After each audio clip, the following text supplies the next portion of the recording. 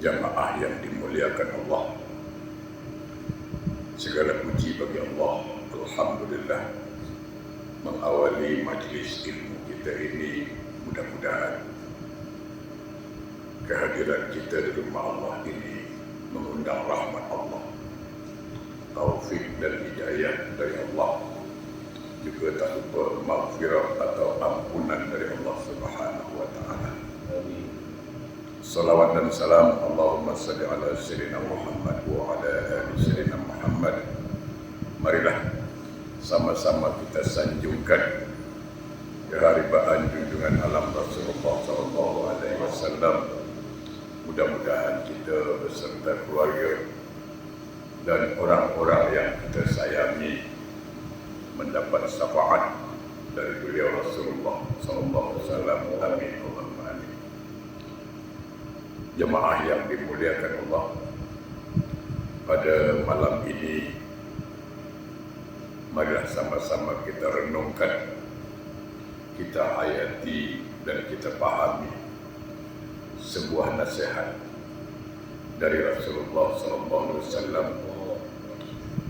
yang disampaikan oleh Abu Sa'id Al-Khudri radhiyallahu anhu. Ia berkata bahawa Rasulullah SAW telah berbicara di depan kami sejak sesudah salat asar sampailah matahari terbenam. Jadi cukup lama Nabi memberikan nasihat.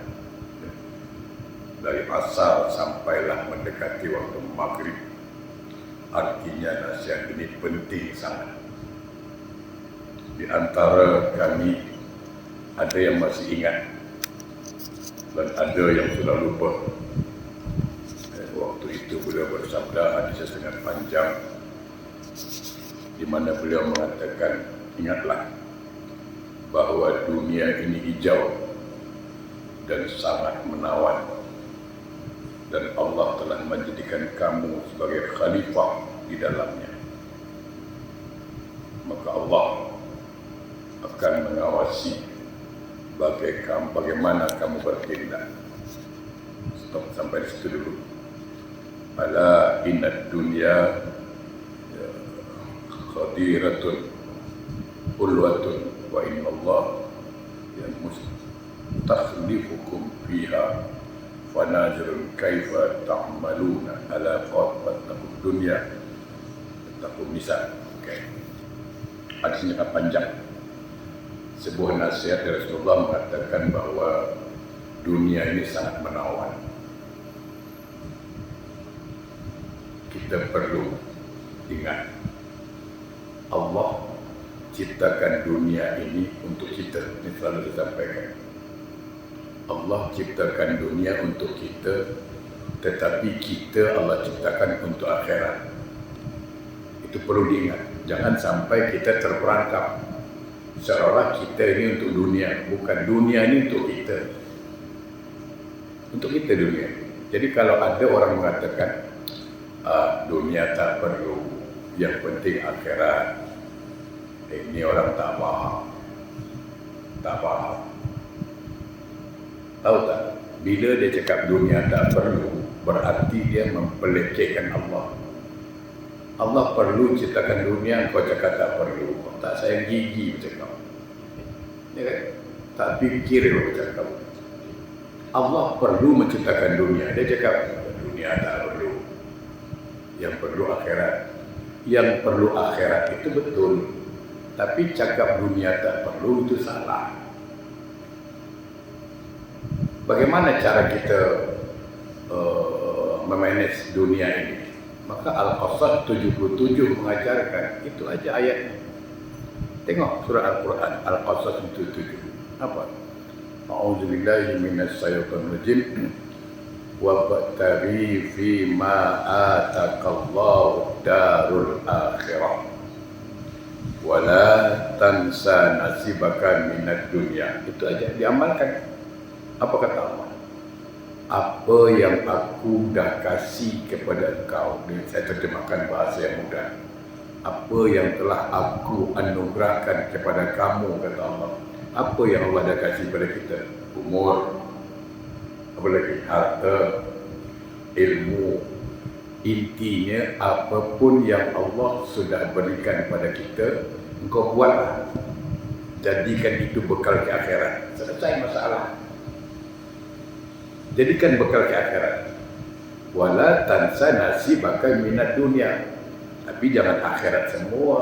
Pikirkan juga nasibmu di dunia. Kan disuruh.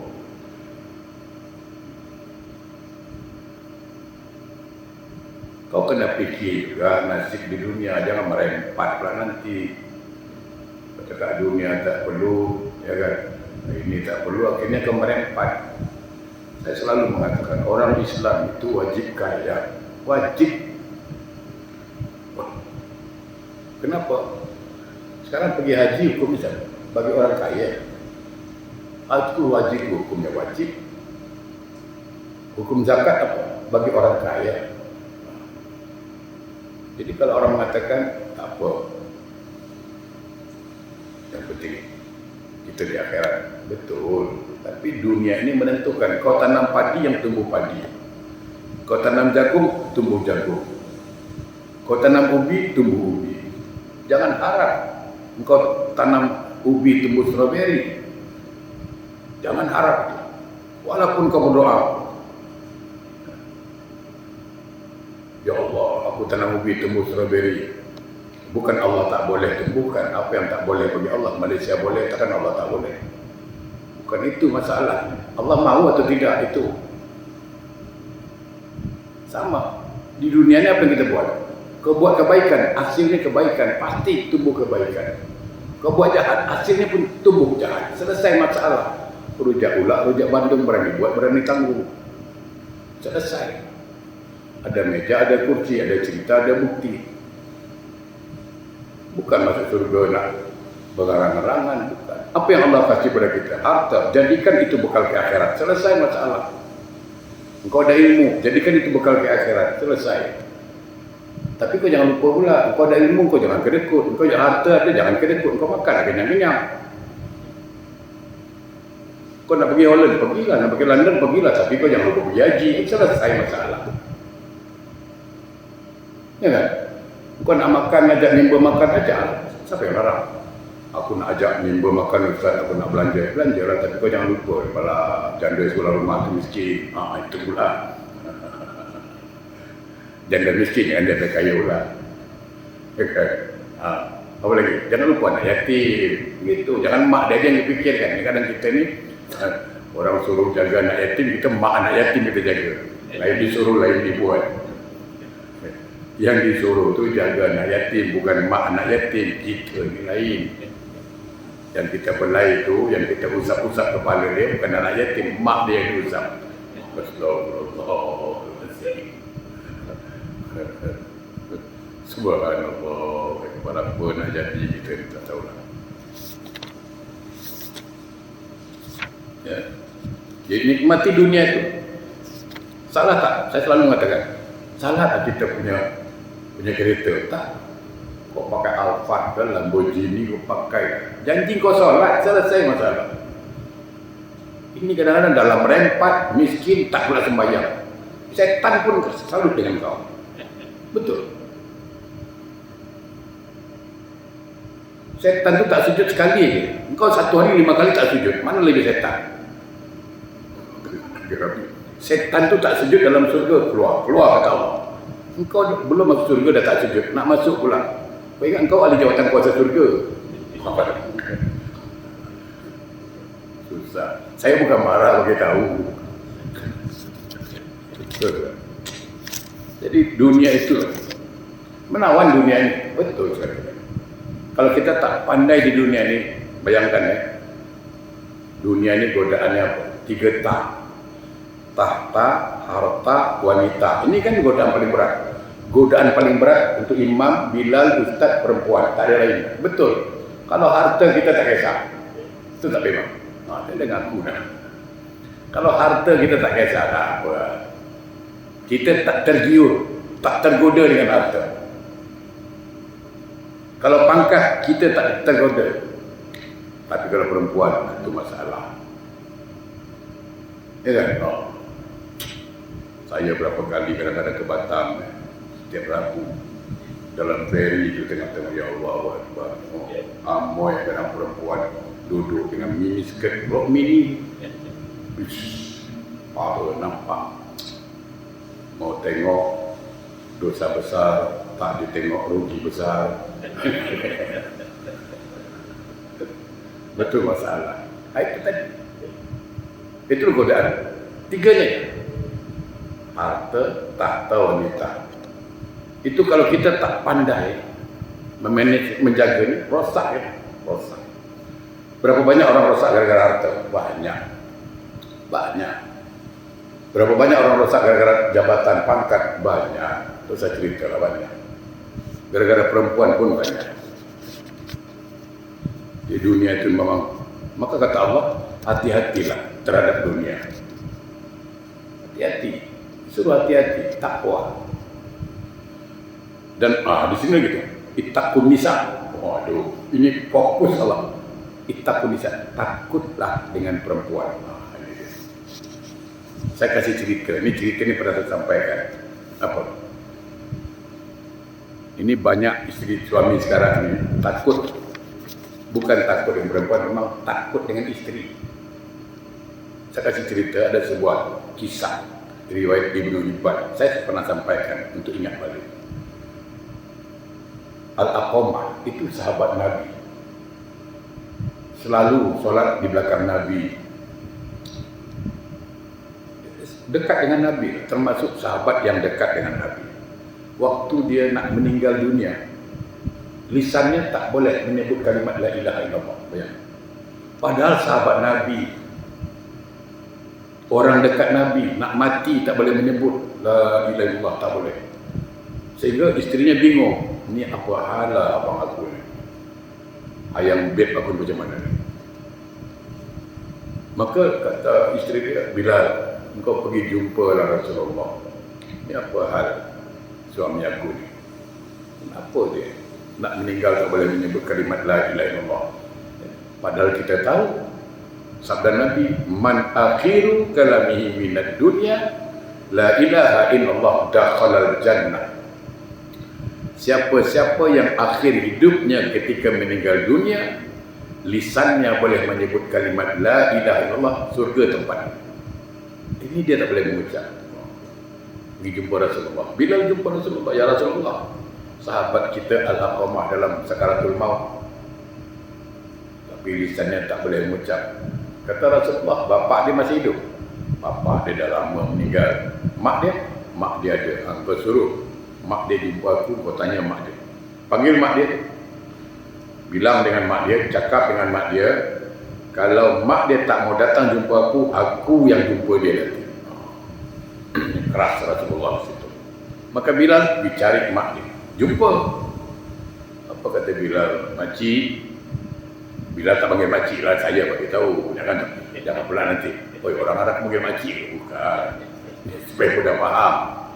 Kadang kita ni dengan ustaz cara sarahan, lurus tabung. Makcik maknya Al-Aqamah. Betul. Al-Aqamah dalam keadaan sakit makcik, sakaratul maut. Apa kata mak dia? Biasa dia lah situ, aku tak mau. Tapi tahu dah. Aku pun dah lupa dengan dia. Tak boleh gitu makcik. Tu anak makcik. Sakit hati aku tu kan. Sakit hati aku. Beginilah makcik. Makcik dipanggil Nabi tu. Kalau makcik tak ada datang, Nabi yang datang. Oh, dia dengan Nabi nak datang, takut dia. Yalah aku datang. Dia jumpa Nabi. Nabi jumpa dia. Kata Nabi, awak Al-Aqamah. Betul. Awak maafkan Al-Aqamah. Kalau tak dimaafkan, tak boleh mengucap nanti. Itu Nabi pesan dengan Rasulullah. Rasulullah pesan itu. Sukhti ummihi hajaba lisanahu an sadati la ilallah. Sebab marah mak pada anak, itu akan mengunci lisan anaknya. Kalau mati menyebut kalimat la ilaha illallah, dia tak boleh berucap. Jadi walaupun keningnya hitam, ada orang pakai sorban besar, kalah Bengali. Betul. Tasbih pula, Saudin pun kalah. Jubah. dahi hitam, tapi durhaka dengan mak. Demi Allah, haram dia masuk surga itu. Jangan main-main. Jangan main-main dengan mak. Walaupun mak kita tak solat, walaupun mak kita kaki joget, mak kita kaki karaoke, tak peduli, itu mak tidak menggugurkan kewajipan taat. Siapa, hatta pelacur pun mak kita, itu urusan dia, soal dosa dengan Allah. Ini urusan kita ni dengan mak masalahnya. Tuh. Kalau ibu tak mau maafkan, makcik tak nak maafkan, saya akan bakar Alqamah hidup-hidup. Gila, mak macam mana pun lah, keras-kerasnya kerak nasi, disiram air lembut juga, tapi hati dia mamam, kecewa lah. Dia cerita, dulu Alqamah ni baik, hormat dengan mak, hormat dengan orang tua, sopan, sejak kahwin ni lah, sejak nikah dengan perempuan ni, tak ada hormat dengan aku lagi dah. Masih mentingkan isteri je, lupa pada dengan mak. Itulah, dah kecewa dia. Maafkan dia. Akhirnya dimaafkan. Apa kata Rasulullah? Bilal, kau pergi jumpa, pergi rumah Alqamah, kalau mak dia ni ikhlas maafkan, dah, dia pasti ngucap. Jadi Bilal pun datang. Begitu bulan sampai, Bilal dengar Alqamah mengucap. Rasulullah ikut menyembayangkan, mengkafankan, menyolatkan semua, diantar ke kuburan. Nah, di atas kuburan, setelah dikuburkan Alqamah, Rasul berdiri dengan tegas. Apa katanya? Sabdanya, ya ma'syaral muhajirin wal ansar, wahai orang muhajirin dan orang ansar, bima faddala zawjatahu ala ummihi fa alaihi la'natullah. Barang siapa di antara umatku, seorang suami takut dengan isteri, durhaka dengan mak bapak, gara-gara isteri durhaka dengan emak, fa alaihi la'natullah, itulah suami yang dilaknat Allah. La yuqbalu sarfun wala adlun ay al-fara'id an-nawafil, maka tidak diterima ibadah suami itu, maupun yang fardu maupun yang sunnah.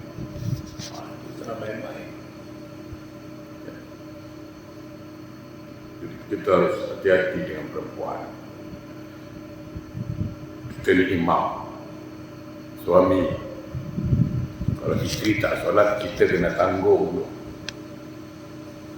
Kalau kita tak solat, dosa kita, isteri tak tanggung.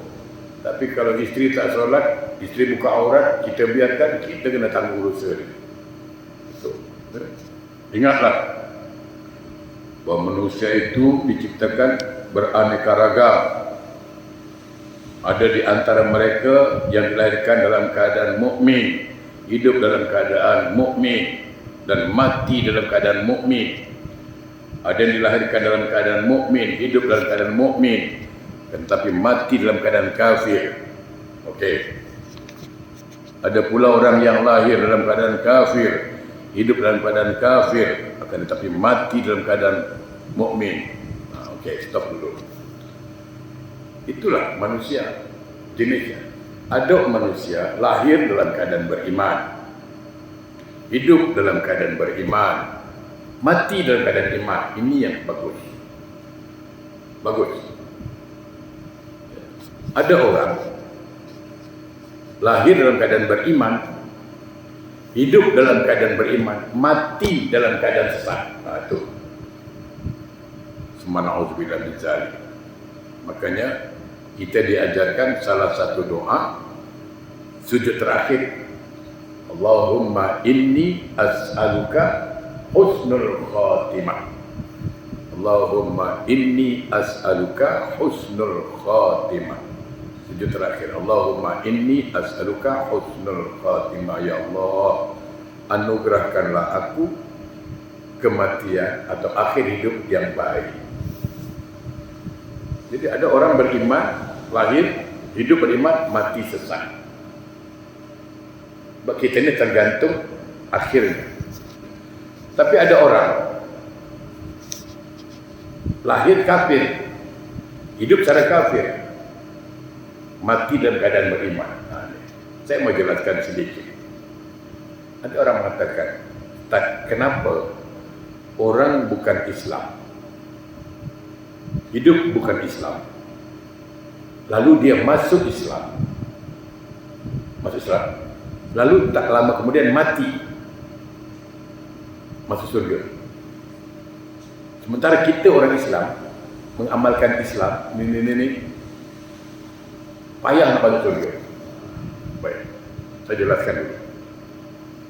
Sebenarnya berapa banyak dosa orang kafir itu dengan kita? Mana yang banyak dosa? Ayo. Dosa orang kafir dengan dosa kita mana yang banyak? Banyak dosa kita.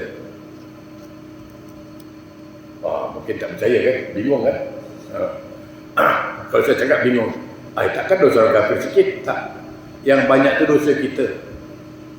Dosa orang kafir cuma satu je.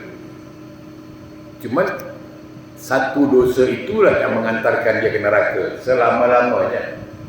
Kalau dah selama-lamanya di neraka, buat apa cerita dosa yang lain? Buat apa? Saya nak tanya. Dia dah kekal dalam neraka. Nak cerita dosa apa lagi? Ini contoh biar faham. Seseorang membunuh,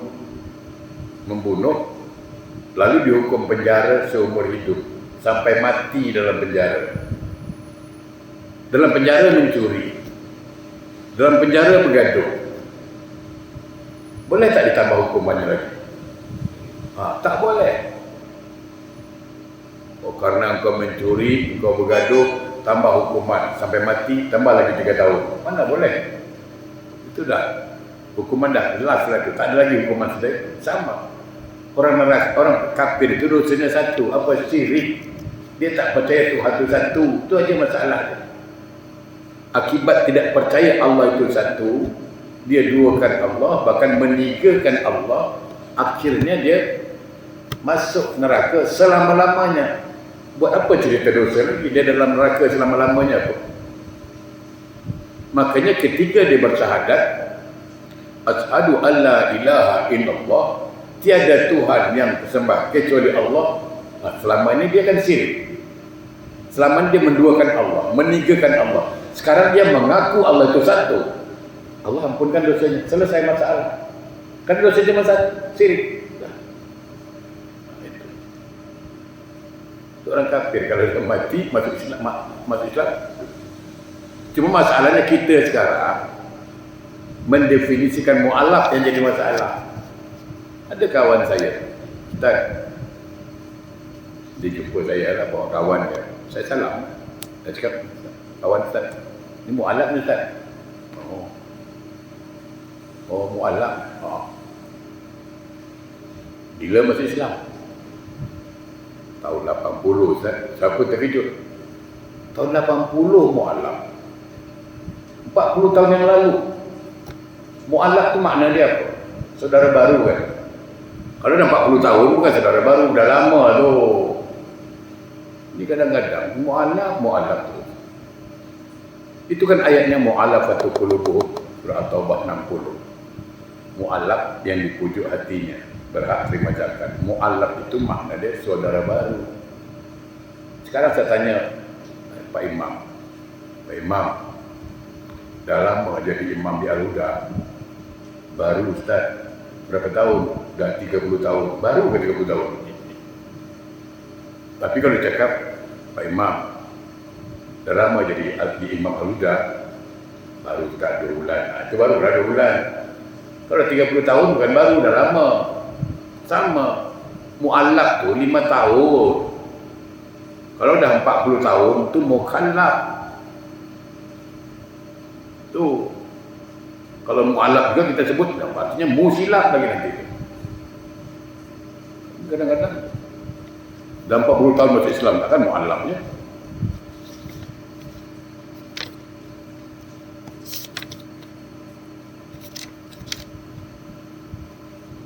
Baik.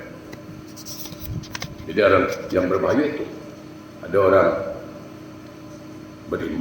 orang beriman, hidup dalam beriman, mati kafir. Ada orang kafir, hidup secara kafir, mati beriman. Itu hidayah Allah. Dan itu banyak terjadi. Cuman kita masih beruntung. Kenapa? Kebanyakan orang Islam masuk kepada agama lain gara-gara perut. Isi perut. Suruh. Gara-gara perut. Orang Islam pindah agama gara-gara perut. Tapi orang bukan Islam masuk Islam gara-gara pikiran, otak. Itu kelebihan. Selanjutnya, ingatlah bahwa marah merupakan barang yang menyala dalam hati seorang. Bukankah kamu melihat kedua matanya merah dan tegang semua uratnya? Barang siapa mengalami hal itu, hendaklah tanah bertemu dengan tanah. Maksudnya, manusia yang berasal dari tanah itu menempelkan tubuhnya ke tanah dan duduk atau berbaring. Okey.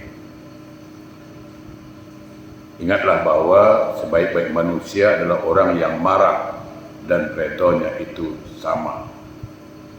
Okey. Jemaah yang berbahagia, takutlah kita kepada ghadab, artinya pemarah. Dalam Al-Quran diajarkan kita allazina fi kulli sarra wal kazimin al-ghaiz, mampu menahan marah. Sifat manusia marah itu memang sifat manusia lah. Pemarah itu sifat manusia, fitrah manusia. Tetapi dianjurkan, diajarkan dalam Islam, marah itu sifat manusia. Tugas kita menahan marah, itu dia. Manusia marah wajar, tapi marahnya bertempat. Marah bertempat. Ya. Tugas kita macam mana? Kalau marah macam mana? Maka diajarkan Nabi, kalau kita marah sedang berjalan, bawa berhenti, berdiri. Kalau masih marah juga, bawa duduk. Duduk masih marah juga, dikatakan nempellah ke tanah, karena kita dari tanah, bawa berbaring. Turun darah. Marah juga, ambil wudhu. Al-ghadabu minas setan, marah dari setan, setan dari api, api akan dingin oleh air itu. Itu. Jadi kalau marah juga, ambil wudhu. Kalau kita marah, dalam hadis dikatakan, setan itu akan menguasai kita. Matanya merah. Kalau dari wudhu dari marah itu Apa? dari wudhu dari marah itu Ambil wudhu. Ambil wudhu. dari wudhu dari marah bergerak di rumah istri. Sekarang marahnya gara-gara apa dulu? Marahnya dulu. Ada marah yang dibenarkan soal agama atau maaf cakap istri buat serong, itu kan wajib marah itu. Dan makanya marah yang dikehendak itu macam mana? Kan gitu. Ya. Ada orang yang memang marahnya cepat marah, lambat redanya. Ada. Tapi sebaik-baik orang, kata Nabi, lambat marahnya, cepat redanya. Nah, itu. Ada orang cepat marah, cepat redanya. Ada. Yang paling susah itu, kata Nabi, cepat marah, lambat hilang. Ada orang jenis begitu. Itu sangat jadi apa marah itu besok baru belum bilang juga kan. Besok baru? Belum bilang juga besok. Marahnya itu belum bilang. Iya, saya paham. Yang penting ditahan, tidak dilampiaskan. Ya. Ditahan, tidak apa kan, dilampiaskan, dikeluarkan gitu. Contohnya lah, Pak Imam marah dengan seseorang, berat tapi tidak dilepaskan, nak maki hambon, tak mau gitulah, tidak dilampiaskan, tidak dikeluarkan, ditahan, itu sebaik-baiknya. Ya. Wal kaziminal ghaiz, itu ciri orang bertakwa, ciri penghuni surga dalam Al-Quran surah Imran 134. Wal kaziminal ghaiz, dia mampu menahan marah. Marah itu sifat manusia. Sifat manusia. Ada jenis manusia yang cepat marah, lambat reda. Cuman sebaik-baiknya itu dia tahan. Memang marah lah. Marah. 3 hari dia marah. Dia tahan. Gitu. Kita sudah ambil utuh. Di sifat manusia ini. Baik, selanjutnya ingatlah bahwa sebaik-baik pedagang adalah orang-orang yang baik waktu mencari hutang dan baik pula mencari waktu mengembalikannya. Pedagang yang buruk itu waktu mencari hutang baik, ingatlah bahwa waktu mencari hutang dan baik waktu mengembalikannya, maka itu bagus. Okey. Memang itu manusia. Kalau nak berhutang, lembut gigi pada lidah. Tapi nak bayar hutang, bersilat lidah. Keras dia lidah pada gigi. Masalah betul. Ya.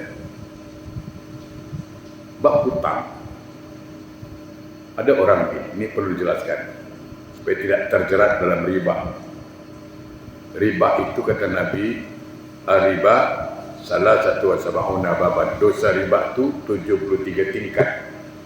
Aisaruha mislu yang kihar rajulu ummah.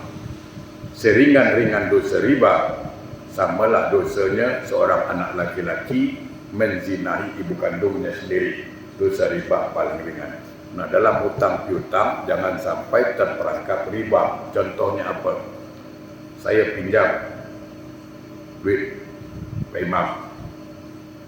Haji pinjam duit berapa Ustaz? 1,000. Okey, 1,000 Bila bayar? Bulan depan. Okey. Tapi dengan syarat apa dia? Ustaz kena bayar 1,200. Itu jelas riba. Jelas riba. Itu nyata riba. Yang riba tidak nyata namanya riba sir. Tadi ada akad Ustaz kena bayar 1,200. Ini riba samar, sirik. Pak Imam pinjam duit 1,000. Bila nak bayar? Bulan depan. Tidak ada akad Pak Imam dengan saya nak bayar lebih. Cuma Pak Imam dalam hati berharap betul, berharap sangat semoga dibayar lebih. Itu termasuk riba juga kata ulama. Namanya riba yang samar. Tapi kalau yang ketiga, bagaimana? Pak Imam pinjam duit 1,000. Okey. Bila nak bayar? Bulan depan. Tidak ada akad minta bayar lebih. Tidak ada diharapkan untuk bayar lebih. Memang niatnya nak nolong. Nah, waktu saya bayar hutang cukup sebulan, Pak Imam, ni hutang saya 1,000, ni saya lebihkan 200. Itu halal. Karena kata Nabi, sebaik-baik pembayar hutang, dia melebihkan waktu membayarnya. Itu. Jangan pula, tak boleh Ustaz, riba. Bukan. Kan tidak ada akad lebih awal. Dan tidak diharapkan. Jadi pembayar hutang yang terbaik itu, yang melebihkan ketika membayar hutang. Itu baik. Ustaz, kalau komik itu tawaran 1,000. Kita kalau bayar nanti 1,200. Itu riba. 1,200. Tapi bila waktu sampai maksudnya gini, kita dapat 200, 1,000, tapi dia saya gini dulu, saya bayar 1,000. Oh iya, memang itu mestinya. Ya. Kalau tak diterima, tak jadi riba. Kalau tak terima, kalau diterima riba. Kalau ditolak, ya itu bagus, ditolak. Kalau ada akad. Ya, baik.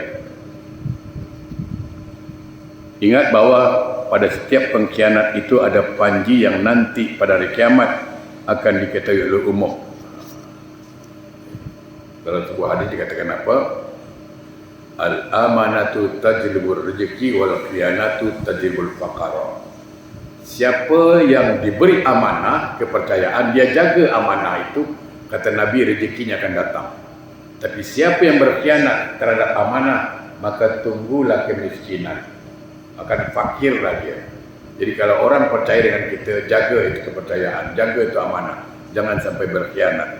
Sebab nanti di akhirat akan dibuka aib kita nanti oleh Allah. Subhanahu min zalik. Ingatlah bahwa tidak ada bahwa tidak ada pengkhianatan yang lebih besar daripada pengkhianatan seorang pemimpin. Ingatlah bahwa jihad yang paling utama adalah kata yang benar di hadapan pemimpin yang curang. Qulil haq walau kana murran, sampaikanlah kepada siapapun atasan kita, kalau memang itu salah, sampaikan. Dia kata Nabi, qulil haq walau kana murran, sampaikan walaupun pahit. Cuma kita kadang-kadang ragu nak sampaikan, takut tersinggung lah, itulah, ini periuk nasi aku nanti terbalik lah, macam-macam. Ya. Baik, jangan sekali-kali rasa takut kepada sesama manusia menghalangi seorang untuk mengatakan dia benar. Jadi jangan takut. Kalau memang itu benar, sampaikan. Cuma cara menyampaikannya sopan, nak beradab, bukan depan orang. Apabila ia menyaksikan dan mengetahuinya, sehingga ketika matahari hampir terbenam, ia berkata, ingatlah bahwa tidak akan tersisa dunia yang lewat ini melainkan seperti sisanya matahari yang hampir terbenam. Artinya apa? Jangan sampai hidup kita di dunia ini sia-sia. Hidup hanya sekali, manfaatkanlah hidup di dunia ini. Saya selalu mengatakan, barangkali inilah kita ni masih ada kelemahan, ada kelalaian. Mestinya setiap pagi itu kita bertanya dalam diri sendiri, kenapa Allah masih hidupkan kita hari ini? Kenapa Allah masih hidupkan kita sampai sekarang? Sebenarnya jawapannya cuma dua.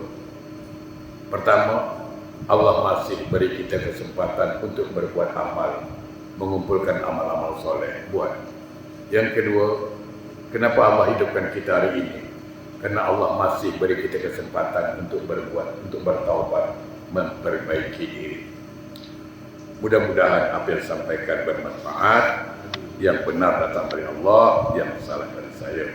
A'udzubillahi minasyaitonir rajim. Bismillahirrahmanirrahim. Alhamdulillahirabbil alamin. Allahumma shalli ala sayyidina Muhammad wa ala ali sayyidina Muhammad. Allahumma arinal haqqa haqqan warzuqna ittiba'ah wa arinal batila batila warzuqna. Allahumma arzuqna taubatan nasuha qabla al-maut. Allahumma arzuqna taubatan nasuha qabla al-maut. Allahumma arzuqna taubatan nasuha qabla al-maut. Rabbana zalamna anfusana wa illam taghfir lana wa tarhamna lanakunanna minal khasirin. Rabbana atina fid dunya hasanah wa fil akhirati hasanah wa qina adzabannar. Walhamdulillahi. Assalamualaikum warahmatullahi wabarakatuh.